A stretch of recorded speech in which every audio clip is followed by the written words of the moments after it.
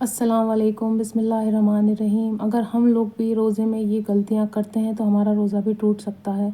जाने अनजाने में हर इंसान से गलती हो जाती है। अगर वो गलती हो गई, हमने माफ़ी मांग ली तो कोई बात नहीं। अगर हम वो गलती दोबारा बार बार कर रहे हैं तो हमारा रोज़ा टूट सकता है या फिर हम गुनाह में भी शामिल हो सकते हैं।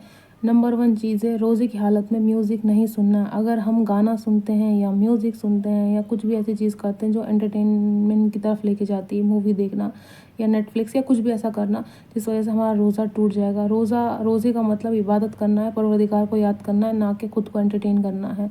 अच्छा जी, नंबर 1 चीज़ ये हो गई। नंबर 2 चीज़ ये है, किसी की ग़ीबत करना, किसी की बुराई करना, किसी की चुगली करना, किसी की दिल आज़ारी करना या गाली देना किसी को। इनमें से हम कोई भी चीज़ करते हैं क्योंकि हम रोज़े की हालत में होते हैं, हम किसी की बुराई कर देते हैं, दूध वाले की, सब्ज़ी वाले की, किसी की भी। देखिए, रोज़े की हालत में किसी की बुराई ना करें। कोई फल फ्रूट ख़राब निकल जाए तो किसी को कोसे ना।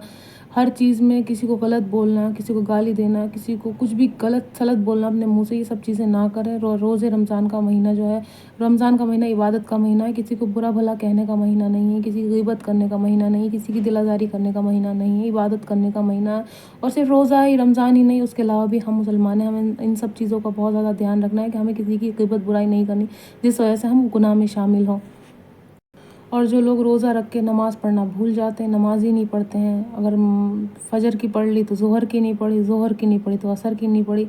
देखिए, अगर आपने रोज़ा रखा है तो पाँचों टाइम की नमाज़ पढ़ेंगे आप।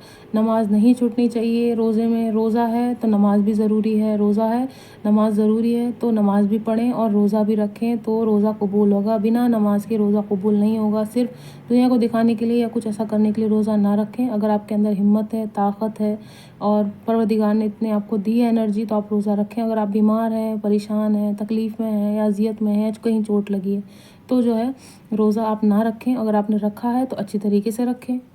रोज़े की हालत में किसी नामहरम से बात करना हँस के या फिर किसी गलत वे में, लड़का है या लड़की है, औरत है या आदमी, दोनों के लिए, सिर्फ एक के लिए नहीं है।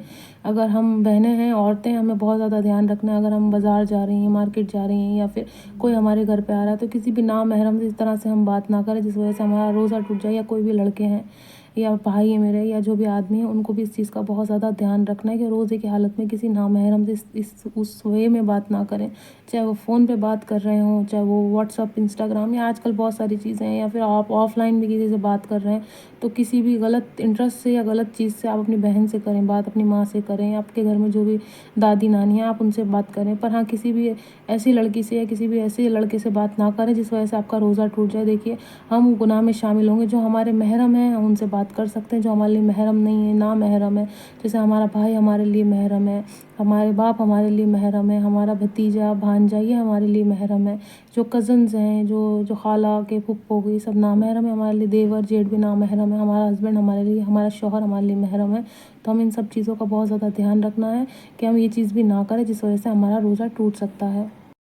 और दूसरी चीज़ ये, अगर आप बीमार हैं, आपको उल्टी हो गई है, आपको वॉमिट हो गई है या फिर आपको दवाई लेना बहुत ज़्यादा ज़रूरी है और फिर भी आपने रोज़ा रख लिया तो देखो आपका रोज़ा टूट जाएगा। अगर मैं फिर वही कह रही हूँ, अगर आप बीमार हैं तो बीमारी में रोज़ा ना रखें। अगर आप ट्रैवल कर रहे हैं, आप सफ़र कर रहे हैं तो उस टाइम भी आप रोज़ा ना रखें। आप खुद भी अपनी सेहत का ध्यान रखें। इंशाल्लाह परवरदिगार आपको सेहत दे, ज़िंदगी दे, आप फिर दोबारा रोज़ा रख लें। या फिर आप प्रेग्नेंट हैं, प्रेगनेंसी में भी रोज़ा रखना अवॉइड करें, है ना। रोज़े में मतलब प्रेगनेंसी में रोज़ा नहीं होता है। बच्चे को खाने पीने के लिए चाहिए होता है। जब आपके बच्चा हो जाए इंशाल्लाह और सब चीज़ें ठीक हो जाए, नॉर्मल हो जाए, या फिर जो माएँ बच्चों को दूध पिलाती हैं वो भी रोज़ा नहीं रख सकती हैं, तो वो भी ध्यान रखें कि उनको रोज़ा नहीं रखना है। और अगर आप ट्रैवल कर रहे हैं, देखिए सफ़र के हालत में हैं, सफ़र में हैं तब भी रोज़ा नहीं होता है और आप सफ़र में हैं, रोज़ा मकरूह हो जाएगा। बहुत देर तक आप रोज़ा नहीं खोल पाएँगे, कुछ खाने पीने की चीज़ें नहीं मिल पाएँगी तो रोज़ा मकरूह हो जाएगा। तो आप कोशिश करें कि रोज़े की हालत में सफ़र ना करें, या फिर सफ़र में हैं तो रोज़ा ना रखें। तो इन सारी चीज़ों का ध्यान रखें। और ज़रूरत से ज़्यादा सोएं नहीं। अगर आप रोज़े में हैं, रोज़े की हालत में हैं और आप पूरा पूरा दिन सो के गुजार रहे हैं और रात रात भर जग रहे हैं, फिर दोस्तों के साथ निकल जाते हैं रात रात भर और जो है दिन भर आप घर पे आके सोते हैं। आप अगर रोज़े में हैं तो आप अपनी माँ बाप की हेल्प कराइए, आपकी मम्मी की, आपकी बहन की, या आपके घर में कोई भी है। आप आदमी हैं तो आप कराइए, औरत हैं तो उनको भी करानी, लड़कियां हैं उनको भी रोज़े में मदद करानी। रोज़े का मतलब सिर्फ आराम करना नहीं, रोज़े का मतलब है हर तरीके से रोज़ा है, सिर्फ पेट का रोज़ा नहीं होना चाहिए। आँखों का रोज़ा है, आपकी ज़ुबान का रोज़ा है, आपकी कान का रोज़ा है, आपके हाथ का रोज़ा है, आपके पेट का रोज़ा, आपका पैर का रोज़ा है। आपका पैर कहाँ पड़ रहा है, आप किस जगह जा रहे हैं, आप क्या कान से बुराई सुन रहे हैं, आप अपनी ज़बान से क्या बोल रहे हैं, आप अपनी नाक से क्या सूंघ रहे हैं, कानों से क्या सुन रहे हैं, आप ज़बान से क्या बोल रहे हैं, इन सब चीज़ों का रोज़ा है। तो आप बहुत ज़्यादा ध्यान रखें, म्यूज़िक ना सुनें, किसी की गईबत बुराई ना करें, किसी को उल्टा सीधा ना बोलें, किसी की दिलाज़ारी ना करें। बीमार हैं तब भी आप ना रखें रोज़ा, बीमारी की हालत में भी आप रोज़ा ना रखें।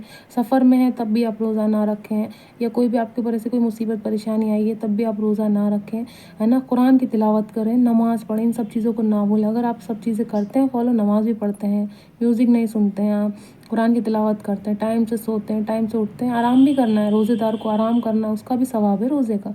आराम करेंगे आप, उसका भी सवाब है। ऐसा नहीं कि सिर्फ आपको काम ही काम करना है, आराम भी करना है। तो आप इन सब बातों का ध्यान रखेंगे तो आपका रोज़ा नहीं टूटेगा। और हाँ, अगर आप कोई भी मेरी चीज़ अगर आपको गलत लगती है या बुरी लगती है तो आप कमेंट करके बता सकते हैं मुझे।